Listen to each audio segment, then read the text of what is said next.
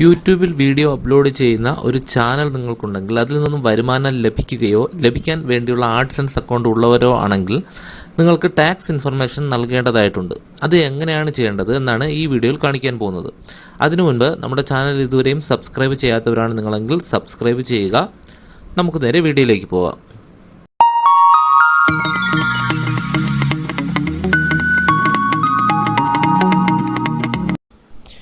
YouTube ചാനലുള്ളവർ നിങ്ങളുടെ AdSense account ആദ്യം open ചെയ്യുക. ഓപ്പൺ ചെയ്യുമ്പോൾ ഇങ്ങനൊരു ഇൻ്റർഫേസ് ആയിരിക്കും ഫസ്റ്റ് കാണാൻ സാധിക്കുന്നത്. ഇവിടെ ഏറ്റവും മുകളിലായിട്ട് തന്നെ ഒരു നോട്ടിഫിക്കേഷൻ വന്നിട്ടുണ്ടാവും. അതായത് മാനേജ് ടാക്സ് ഇൻഫർമേഷൻ എന്ന് പറഞ്ഞൊരു ഓപ്ഷൻ നമുക്ക് ഇവിടെ കാണാം. അതിൽ ജസ്റ്റ് ഒന്ന് ക്ലിക്ക് ചെയ്ത് കൊടുക്കുക. അല്ലെങ്കിൽ നിങ്ങൾക്ക് മുകളിലുള്ള ഇടത് സൈഡുള്ള 3 വരയിൽ ക്ലിക്ക് ചെയ്ത് പേയ്മെൻറ്റ് ഓപ്ഷനിൽ പോയാലും ഈ നോട്ടിഫിക്കേഷൻസ് കാണാം. അപ്പോൾ ഇത്തരത്തിൽ ഒരു ഓപ്ഷൻ ആയിരിക്കും ഇവിടെ കാണുന്നത്. അതായത് നമുക്ക് നമ്മുടെ ടാക്സ് മാനേജ് ചെയ്യാനാണ്. ഇവിടെ ആഡ് ടാക്സ് ഇൻഫോ എന്ന് പറഞ്ഞൊരു ഓപ്ഷൻ നമുക്കിവിടെ കാണാം. അതിൽ ജസ്റ്റ് ഒന്ന് ക്ലിക്ക് ചെയ്ത് കൊടുക്കുക.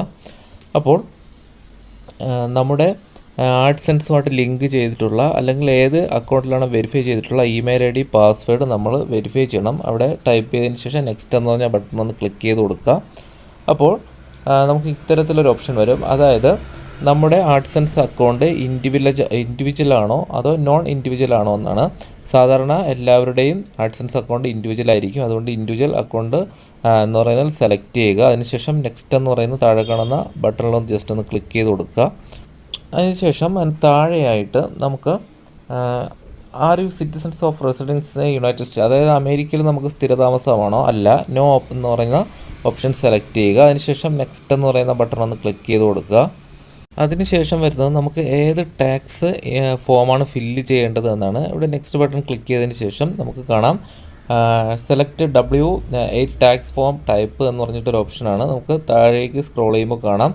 അതിൽ ഫസ്റ്റ് ഓപ്ഷനാണ് സെലക്ട് ചെയ്യേണ്ടത്. അതായത് ഇൻഡിവിജ്വലാണ് നമ്മൾ സെലക്ട് ചെയ്യുക. നമ്മുടെ ഇൻഡിവിജ്വൽ അക്കൗണ്ടാണ് ആഡ്സൻസ് ആണെങ്കിൽ നമുക്ക് ഫസ്റ്റ് ഓപ്ഷൻ സെലക്ട് ചെയ്യാം. അല്ലാത്തവർ രണ്ടാമത്തതാണ് സെലക്ട് ചെയ്യേണ്ടത്.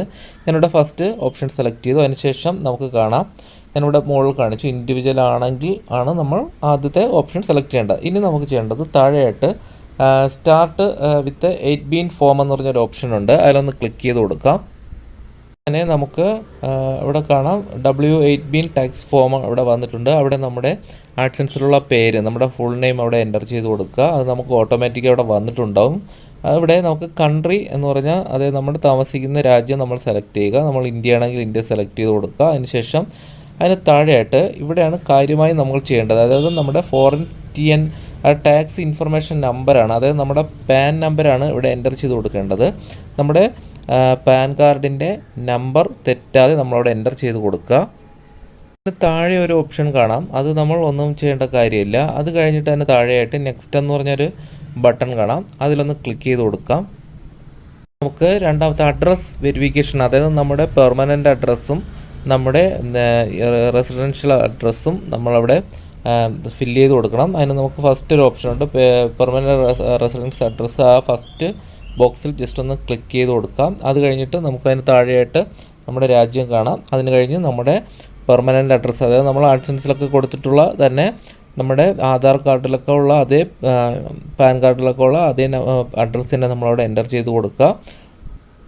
കഴിഞ്ഞ് നമ്മുടെ സ്റ്റേറ്റ്, നമ്മുടെ കേരള സെലക്ട് ചെയ്യുക. അത് കഴിഞ്ഞിട്ട് അതിന് താഴെ ഒരു ബോക്സ് ഉണ്ട്, അതൊന്ന് ജസ്റ്റ് ഒന്ന് ഫില്ല് ചെയ്യുക.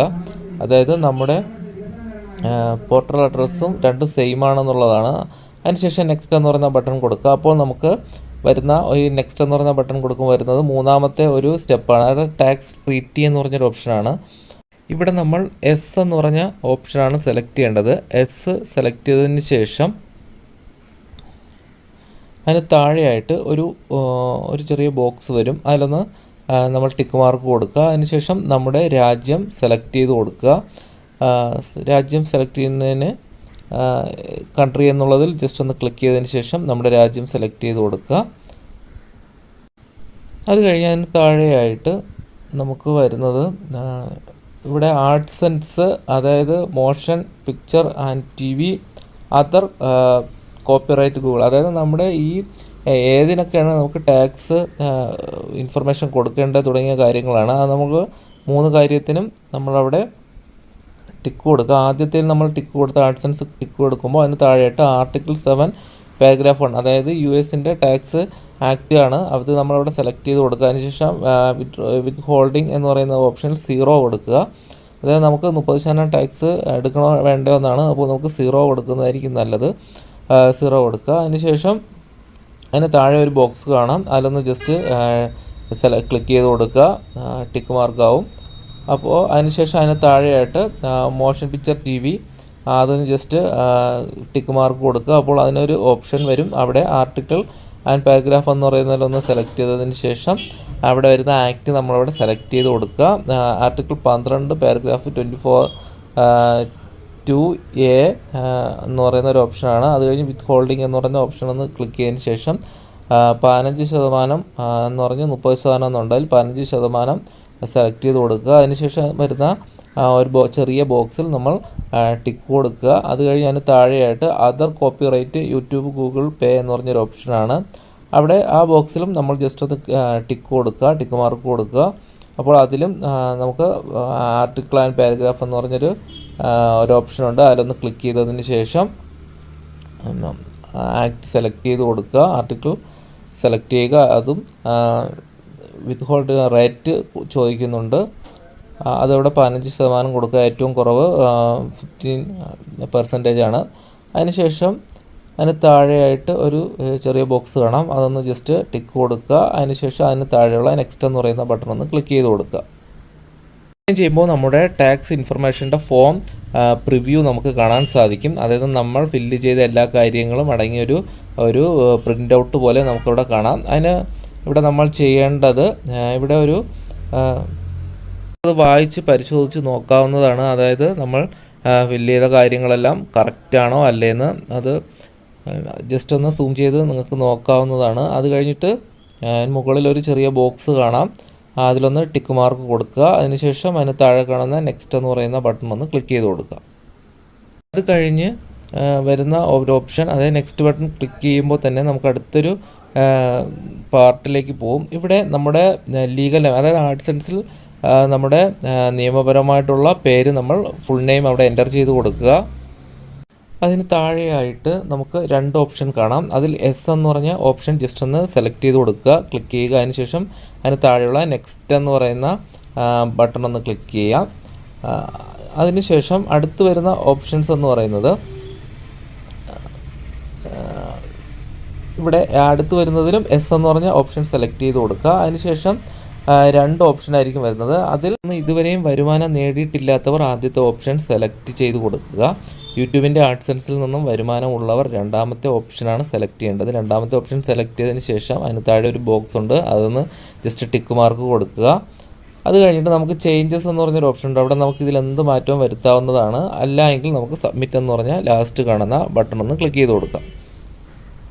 അപ്പോൾ തന്നെ നമ്മുടെ ടാക്സ് ഇൻഫർമേഷൻ്റെ സ്റ്റാറ്റസ് കാണാം. അതായത് അവിടെ അപ്രൂവ്ഡ് എന്ന് പറഞ്ഞിട്ട് കാണും സ്റ്റാറ്റസ്. W8B ഫോം അപ്രൂവ്ഡ് എന്ന് പറഞ്ഞ് കാണാം. അതിന് താഴേക്ക് വരുമ്പോൾ നമ്മൾ ഏതൊക്കെയാണോ കൊടുത്തത് അതൊക്കെ ക്ലെയിം ആയിട്ടുണ്ട്. അതായത് 15%,